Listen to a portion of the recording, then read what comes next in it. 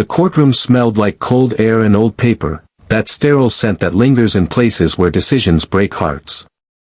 12-year-old Amara Williams sat quietly at the witness table, her hands clasped so tightly her knuckles were pale. She wasn't supposed to be here alone.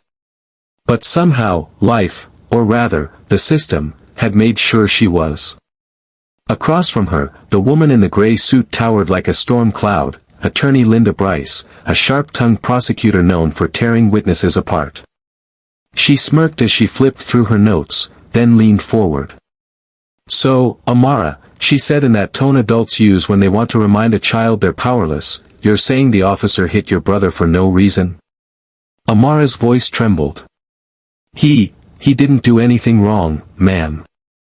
He was just standing there." A ripple of murmurs spread through the courtroom. The judge frowned.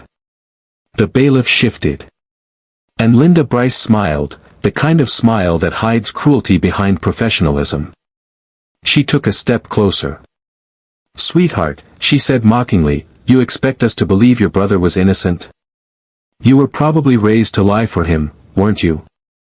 Before anyone could react, she slammed her file down on the table, inches from Amara's face. The sound made the little girl flinch. "Answer me," she barked. Amara whispered, "Please, don't shout." The prosecutor's face hardened. Then it happened. In a flash of fury, Linda slapped the little girl across the cheek, the sound echoing through the courtroom like a gunshot. Gasps. Silence. Even the judge froze. Amara didn't cry. She just sat there, stunned, her tiny fingers touching the side of her face. A single tear rolled down her cheek.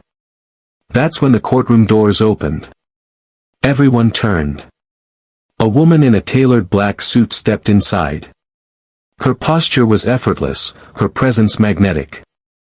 Her eyes scanned the room, cold, sharp, trained. And as she spoke, her voice cut through the silence like glass. "Who," she said softly, "just struck my daughter?" The bailiff took a cautious step back. The prosecutor's face drained of color. The woman walked forward, slow and deliberate. When she reached Amara, she knelt down, her tone shifting from ice to warmth. "You okay, baby?" Amara nodded, tears spilling now. "Mom." The judge cleared his throat, trying to regain control. "Ma'am, you can't just." The woman looked up. Her expression could stop time.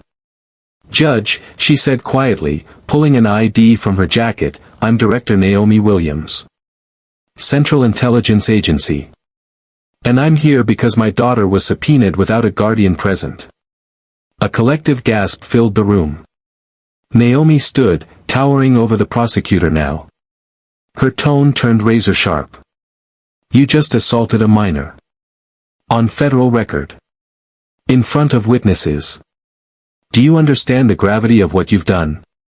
The prosecutor stammered, I didn't mean." "Save it," Naomi said. "You just made the worst mistake of your career." The judge tried to intervene again, but Naomi's eyes met his with that unspoken authority only a few people in the world carry. "This court session is over," she said calmly. "Effective immediately." No one argued. Not even the bailiff. Naomi wrapped her arm protectively around Amara, guiding her out of the courtroom, and as the doors closed behind them, the whispers began. "CIA. She's her mom. Oh my God."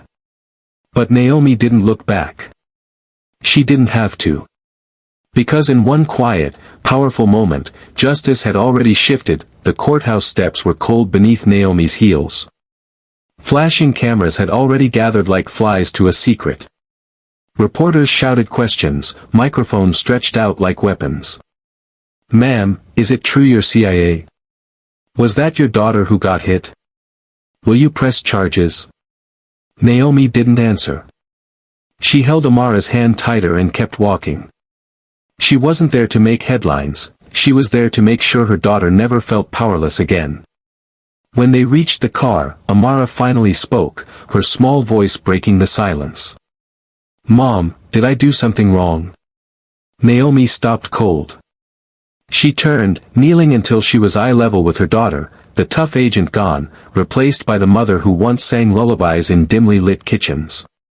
No, baby, she said softly. You did everything right. It's the world that got it wrong today. Amara's lip trembled. But she hit me, and nobody did anything. Naomi's jaw tightened. They will. She kissed her forehead and looked out at the courthouse, a building that had once symbolized justice. Today, it just looked like stone. Scene 2, behind closed doors. That night, the courthouse was silent again. But inside, the district attorney's office was buzzing. Phones rang, voices whispered, papers shuffled nervously. Linda Bryce sat alone in her office, staring at her reflection in the dark window. Her phone buzzed. Unknown number. She answered. Hello. Ms. Bryce. The voice was low, steady, and unmistakably calm. This is Director Naomi Williams. The prosecutor froze. I was going to file an apology. Save it, Naomi interrupted. This isn't about apologies. It's about accountability. I didn't mean to. You struck a child on record. My child. You violated federal protocol by questioning a minor without consent. You broke the law you claimed to defend. There was a long silence. Then Naomi's voice dropped lower. I could have your career erased by morning. But I won't. Instead, you're going to help me expose why this happened. Linda frowned. What do you mean? Naomi's tone sharpened. You went after a 12-year-old black girl like she was a criminal. That tells me this wasn't just anger, it was bias. You're not the only one. I've been watching this courthouse for months. You're investigating us. I'm investigating injustice, Ms. Bryce. And you just made yourself Exhibit A. Click. The line went dead. Scene 3, The Reckoning. A week later, the same courtroom was full again, but this time, Naomi wasn't sitting quietly in the back. She stood at the podium, addressing a panel of state officials and media representatives. Last week, my daughter was assaulted in this very room, she began. Not by a stranger. Not by a criminal. But by a person trusted to uphold the law. She paused, letting her words hang in the air. I've spent 20 years serving my country, protecting it from enemies most of you will never see. But what I saw here.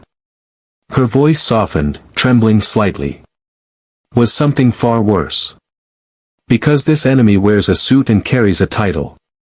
Cameras flashed. Every word she spoke cut deeper than the last. She turned to Linda Bryce, sitting in the front row, her head bowed. This isn't vengeance, Naomi said. This is accountability. And it starts today. The state attorney general stepped forward, announcing Linda's suspension pending investigation. But Naomi didn't smile. Justice wasn't about winning. It was about healing. As the crowd dispersed, Amara tugged her mother's hand. Mom, she whispered, does this mean it's over? Naomi looked down, her eyes soft again.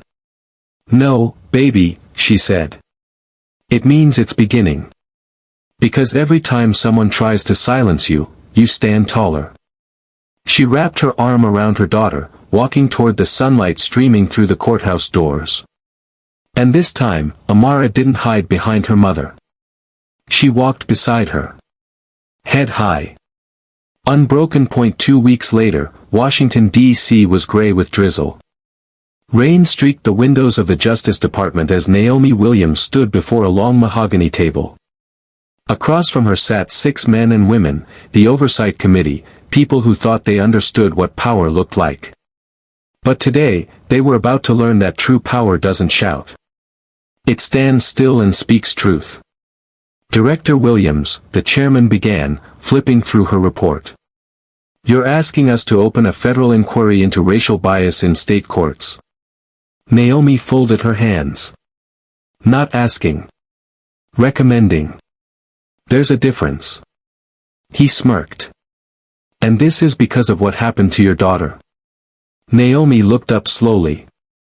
This is because what happened to my daughter happens to thousands of children whose mothers don't work for the CIA. The room fell silent.